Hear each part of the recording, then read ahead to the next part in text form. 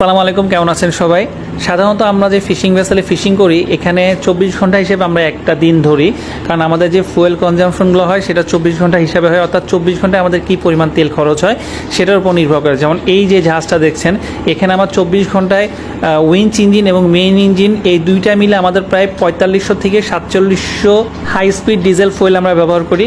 তো ওই হিসেবে দেখা যায় যে আমাদের প্রতিদিন প্রায় 4,70,000 থেকে প্রায় 5 লাখ টাকার মতো শুধু তেল খরচ হয়। এছাড়া বেতন, বোনাস, আনুষঙ্গিক সব কিছু মিলে প্রায় 7 লাখ টাকা প্রতিদিন এই জাহাজের উপরে খরচ আছে।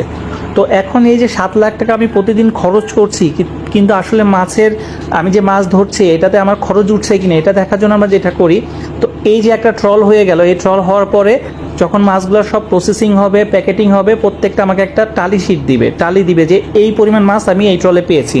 তখন আমার অফিসার যে থাকবে তাকে প্রিভিয়াস যে টেন্ডার লিস্ট আছে ওই লিস্ট দিয়ে আমরা এটার একটা আনুমানিক একটা দাম বের করব যে এই ট্রল আমি কী পরিমাণে মাছ পেলাম। তো এখানে যে ট্রলটা দেখছেন এখানে প্রায় 10 থেকে 12 লাখ টাকার মতো মাছ ছিল।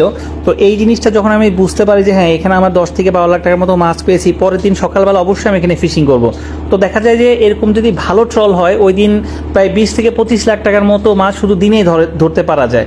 তো এটা এমন না যে আমি প্রতিদিনই এরকম মাছ পাবো, এমনও দিন থাকে যে আমরা সারা দিনে 1 লাখ টাকার মাছও ধরতে পারি না।